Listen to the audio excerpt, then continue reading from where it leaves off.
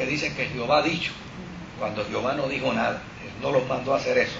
Pero, por el otro lado, el aspecto que aquí se presenta de un Dios que ha determinado hacer juicio contra el mundo malsano, cuando uno ve esto en su justa perspectiva, uno dice, la justicia de Dios no puede cerrar sus ojos en un acto de ignorancia ante la maldad de los hombres. Y a veces no es ignorancia, a veces con conciencia. Oh, sí, con conciencia. Porque la ignorancia por lo menos se perdona. Pero... Sí, por ejemplo, los procesos de la guerra, los atropellos, los abusos que se cometen, la trata de blancas, la venta de niños, el pensar que todavía en el siglo XXI se estén esclavizando personas y se estén vendiendo personas como esclavos, el que yo estuve pues en mi función como capellán de la policía, estuve recibiendo un adiestramiento por varias semanas en el FBI, y una de las secciones era presentar los distintos tipos de crímenes que se cometen actualmente, y uno quedaba horrorizado. Uno decía, pero hasta esto es capaz el ser humano de llegar, ¿no?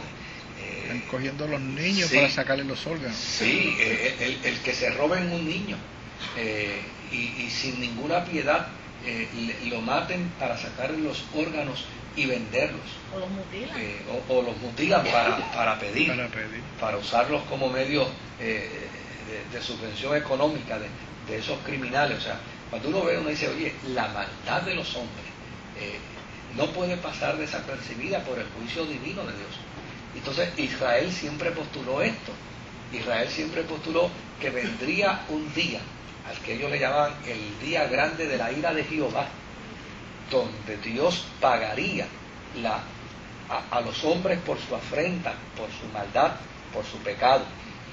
Cuando Juan escribe esta historia, oiga, los cristianos están siendo puestos como antorchas en los caminos de Roma. De hecho, hay evidencia, por ejemplo, del tiempo de Nerón, donde Nerón llegó a hacer fiestas, y la pregunta era, ¿y cómo quedará el campo alumbrado en las noches de esta fiesta? Y él decía, no se preocupen, los cristianos con su luz lo alumbrarán. Y simple y llanamente lo que hacía era que los ponían en estacas y les pegaban fuego, y los convertían en alumbrados, en antorchas. Entonces, es esta la experiencia que está viviendo los cristianos del tiempo de Juan, donde están llevando cristianos a lugares para que los animales feroces los destruyan, y es parte de un espectáculo donde el rey está haciendo presencia, y la gente está disfrutando a más no poder, de manera eufórica. Sí, como un león, como un oso descuartizaba, devoraba la vida de un cristiano, muchas veces en presencia de la familia del reo, y en presencia de otros que estaban esperando su día para también vivir la misma experiencia. Y obviamente Juan le tiene que decir a estos hermanos, no se preocupen, el día de la ira de Dios sobre esta gente vendrá, y Dios los destruirá. O sea, desde luego nosotros los cristianos, yo personalmente, yo no estoy de acuerdo con la pena de muerte. Yo lamentablemente, pues, las veces que he ido a algún foro donde ha habido un ministro a favor de la pena de muerte, hemos tenido problemas bien serios en el foro, porque yo no estoy de acuerdo. Yo escuché un pastor mexicano a favor. Sí. Datos bíblicos, yo creo que sí. Sí. Pero esto es el producto de la indignación del ser humano ante la maldad de los hombres. Porque, claro, cuando uno sabe que un individuo, un adulto, agarra a una criaturita, la viola y la mata, Oiga, el espíritu de indignación llega al nivel más alto, pero lo que pasa es que nosotros no podemos proceder a base de la pasión, de nuestra ira, de nuestro enojo, porque a fin de cuentas la ley del talión no es como se interpreta. La ley del talión lo que quiere decir es que el castigo no puede ser mayor que la falta. Tiene que ser proporcional. Tiene que ser proporcional.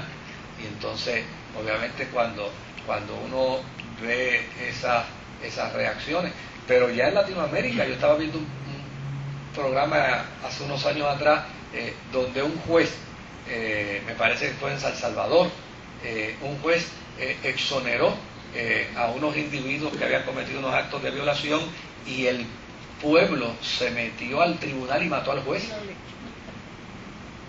indignado por lo que el juez había hecho, ¿no? de liberar a estos criminales. El pueblo se metió al tribunal y mató al juez. O sea, entendieron que no era el juez el que los había liberado, y lo mataron.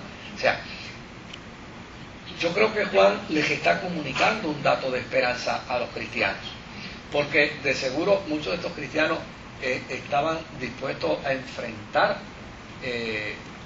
al imperio de manera violenta, pero la experiencia de la fe no exige, no demarca, no postula el que nuestra fuerza es con espada, es con ejército, sino que debemos esperar el justo juicio de Dios. De hecho, la Escritura dice: no te impacientes a causa de los malignos, y tengas envidia de los que hacen maldad, porque ellos de repente serán quebrantados.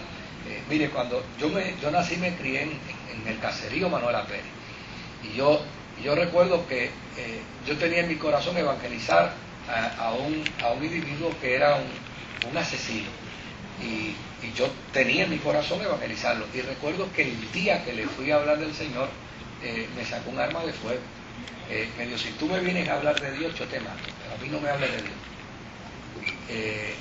No habían pasado 12 horas cuando lo habían asesinado. O sea, yo decía, fíjate, tuvo en su mano la oportunidad de encontrar a Dios, pero lo despreció. Sin embargo, de la misma manera, Dios puso en mi corazón evangelizar a otro individuo que tenía 4 o 5 asesinatos en sus costillas, y el día que le hablé del Señor, me dijo: ¿hay culto en la iglesia esta noche? Le dije: sí. Me dice: pues yo voy a venir a tu casa para irme contigo para la iglesia. Y fue a la iglesia, se convirtió al Señor, y empezó a perseverar. De hecho, unos meses después, como resultado de los asesinatos que él había cometido, vinieron a vengar uno de esos asesinatos, y le dispararon y lo dejaron ciego, a causa de los disparos que le hicieron. Y yo recuerdo que inmediatamente yo fui al hospital. No había pasado ni media hora, y él me decía: Moisés, vete, que esta gente van a volver y van a entrar aquí a matarme, y yo no quiero que tú estés aquí. Y dije: pero es que yo quiero orar por ti. Pues ora por mí, pero vete de aquí rápido. Claro, una vez lo dieron de alta, lo sacaron del país, pero ¿cuál fue para mí la experiencia hace unos años atrás, cuando me encontré con su tía y le dije: ¿cómo está fulano? Y me dice: todavía está perseverando, sirviendo al Señor. O sea, ¿por qué doy los dos testimonios?